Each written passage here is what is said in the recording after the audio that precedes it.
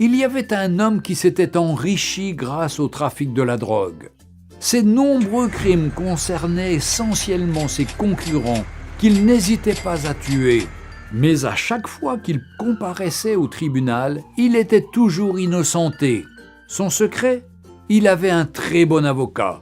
Ce dernier était capable de convaincre n'importe quel jury de l'innocence de son client, quel que soit le crime dont il était accusé.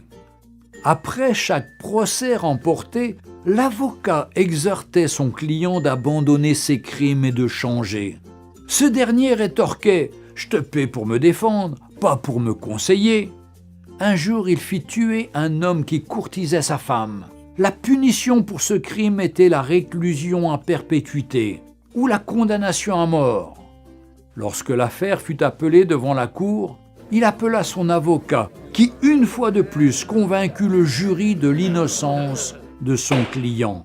En effet, bien que l'affaire fût difficile et malgré de nombreux témoignages et de preuves, il gagna le procès et son client rentra chez lui tranquillement. Comme d'habitude, l'avocat conseilla le client « Cher ami, il se peut qu'un jour je ne sois pas là. Pour toi, change ton attitude.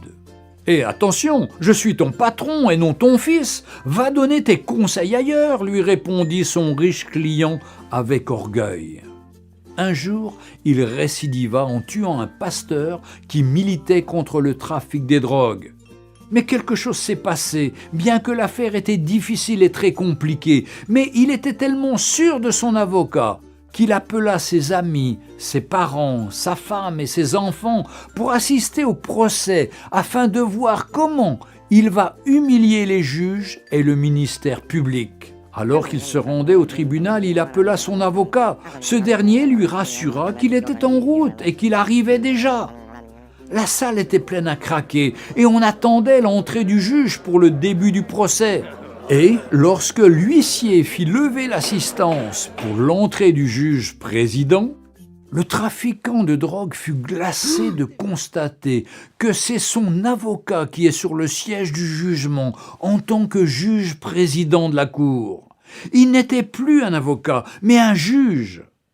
Lorsqu'on annonça l'ouverture du procès, le juge leva la tête et dit « Hier, j'étais votre avocat, donc je me suis battu pour vous, même lorsque vous étiez coupable. Mais aujourd'hui, je suis un juge et mon jugement doit être équitable. » Les larmes aux yeux, l'homme riche supplia le juge, mais celui-ci lui répondit « Tu as eu ta chance lorsque je te donnais des conseils, mais tu ne m'as jamais écouté et tu n'as jamais changé de vie.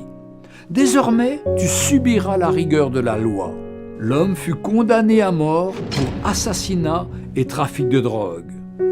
Chers amis, toi qui pratiques le péché, le mensonge, l'hypocrisie, la fornication, les meurtres, l'animosité, les querelles, l'occultisme, l'alcoolisme, etc., etc., aujourd'hui, Jésus-Christ est ton avocat auprès du Père. Il te conseille de changer, de te repentir, de te convertir avant qu'il ne soit trop tard et que tu rejettes sa voix.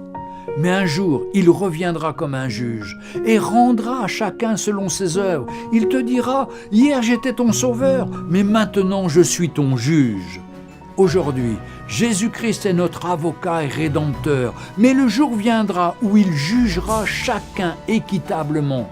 Jésus-Christ revient bientôt.